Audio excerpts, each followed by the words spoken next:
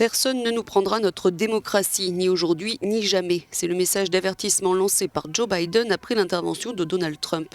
Le candidat démocrate continue d'appeler à la patience et au calme, confiant dans le vote des Américains. En Amérique, le vote est sacré. C'est la façon dont les gens de cette nation expriment leur volonté. Et c'est la volonté des électeurs de personne d'autre qui choisit le président des États-Unis d'Amérique. Donc chaque bulletin de vote doit être compté. Et c'est ce que nous allons faire maintenant. Et c'est ainsi que cela devrait être. Nous ne doutons pas que lorsque le décompte sera terminé, la sénatrice Kamala Harris et moi-même serons déclarés vainqueurs. Il ne manquerait plus à Joe Biden qu'une poignée de grands électeurs pour devenir le 46e président des États-Unis.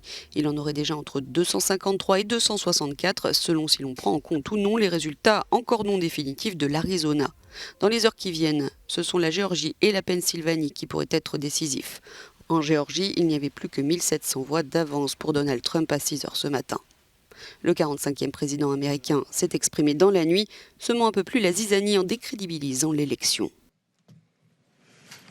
Bonsoir, j'aimerais faire le point pour le peuple américain sur nos efforts pour protéger l'intégrité de notre très importante élection de 2020.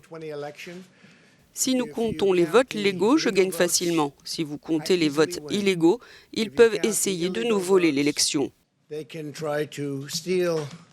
Une déclaration qu'ont choisi d'interrompre 3 chaînes de télévision américaines qui se sont dites obligées de corriger une fois de plus le président et qui a été condamné sans appel par d'autres. Ces propos incendiaires ont été bien sûr adoubés par les fils de Donald Trump. Je pense que la première chose que Donald Trump peut faire dans cette élection est de mener chacune de ces batailles jusqu'à la mort afin que nous obtenions une transparence totale dans le processus. Et tout le monde du côté des démocrates devrait s'en réjouir, à moins qu'ils ne trichent vraiment.